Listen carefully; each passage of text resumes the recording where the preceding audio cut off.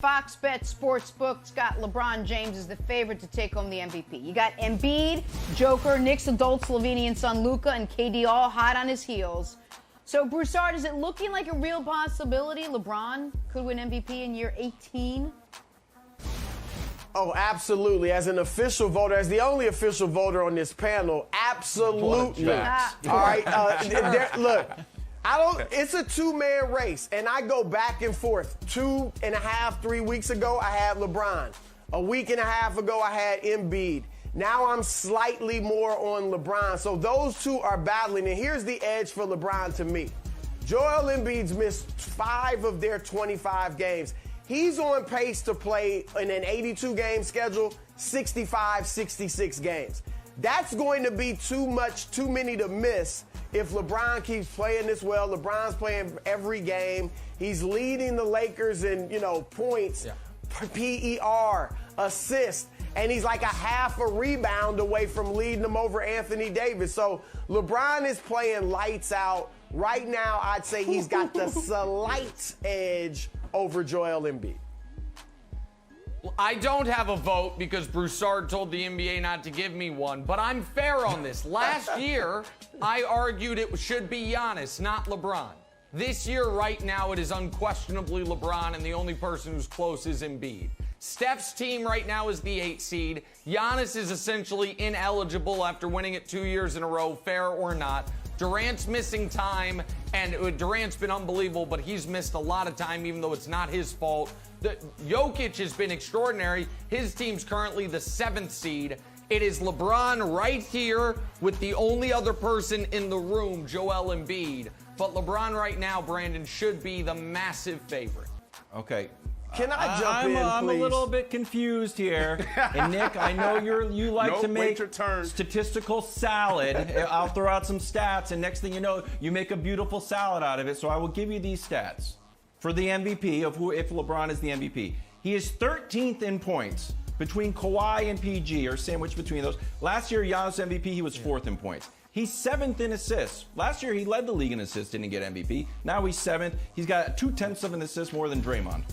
He's 24th in rebounds. Last year, Giannis won MVP. He was 4th in rebounds. He's shooting 40% from 3. Good for him. The game's evolving, and he's very old, so maybe it's a narrative MVP. But those are the stats. No, it's not Can a narrative you turn MVP. those stats, which don't sound like MVP stats, into a salad? Turn it into an MVP salad, 'cause I don't see it. Yeah, he is the only guy in the league in the top 25, as you just listed, of all 3 categories, other than Luka and Jokic.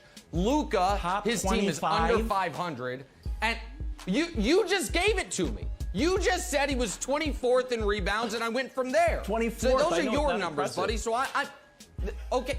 All right, so then get rid of rebounds. He's not there for rebounds. Okay. Just do points and assists. It's just Luka and Jokic ahead of him.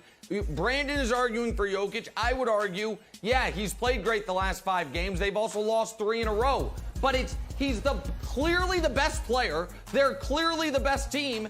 And his second best player is having a down year. That's not a narrative MVP, you doofus. That's the obvious MVP. Making me angry trying to use these numbers. The numbers, it's not. You know who's supposed to get the award for the most points per game? There is an award. It's called the scoring title. It's not called the MVP. My God. And I'm going to say something I rarely say on this show. Nick is right, all right? LeBron is MVP right now. There is a rumor out there that the Clippers, Broussard's Clippers, could make a blockbuster trade to try to go get Kyle Lowry from the Raptors. This from the Bleacher Report. Quote, the Clippers might have a cleaner path to landing Lowry. I think Toronto would want to send him west, but Masai is going to do a deal that brings back the best package. The Clippers might be able to provide both. Broussard, would trading for Lowry push your Clippers past the Lakers as favorites out west? Well, there are issues here. They don't really have a first-round pick to give up that Toronto would probably want. They got to match the $30 million that Lowry makes in a trade. So you're talking about, I give up Lou Williams, who's having a down year, and Patrick Beverly, fine. But they probably have to throw in Ivica Zubac. They're a small team as it is, so you lose some size. But Lowry obviously has chemistry with Serge Ibaka, with Kawhi Leonard. They won the championship together. He could be that playmaker they need. And when playoff P struggles in the playoffs, as he's been wont to do, then you could have Lowry step up. So I don't know.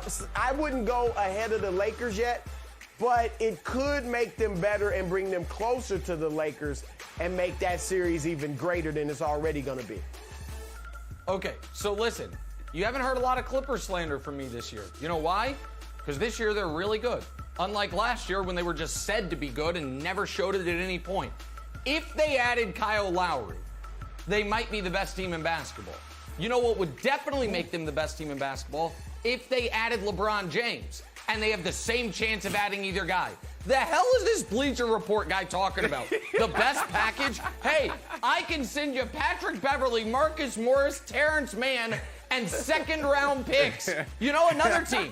By the way, the team that actually should trade for Kyle Lowry is the Nets. Kyrie for Kyle Lowry straight up. That would make the Nets better as well, but nobody wants to have that conversation. The Clippers have no picks, and they don't have anyone to trade. It's not happening, but it'd be great for them. They should trade for Steph too, Jenna. Steph would definitely help them. All right, speaking of See Steph, if they get him. The latest topic of concern is Curry's playing time. Head coach Steve Kerr said after the loss on Monday, for me, for our organization, we're not throwing Steph out there for 40 minutes to chase wins. We got another game Tuesday. We want Steph to be playing at a high level for many years. So we're going to try to stay very disciplined and try to keep him at the 34 to 35-minute mark. Then, after their win last night, Kerr, having heard all the comments that everyone said this: I had heard so much from our fan base the last couple of days, Kevin Wildes included. I figured I should put Curry back in the game to keep them happy. Chris Broussard, what do you make of how Kerr is handling playing time for Steph Curry? I love it. I think he's doing the right thing. Look, Steph is getting to show off and do his thing.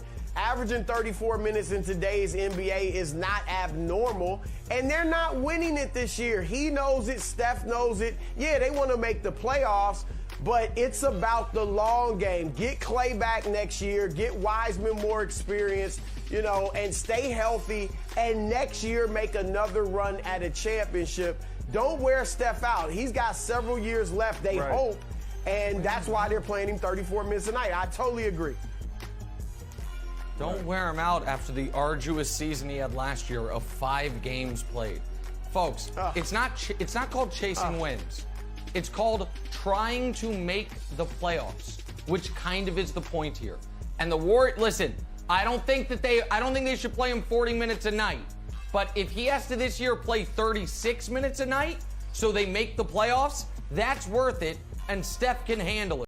Thanks for watching. Subscribe here to get the latest from the show. Also, be sure to check out more of the best clips from First Things First, or go watch a few segments from our other shows on FS1.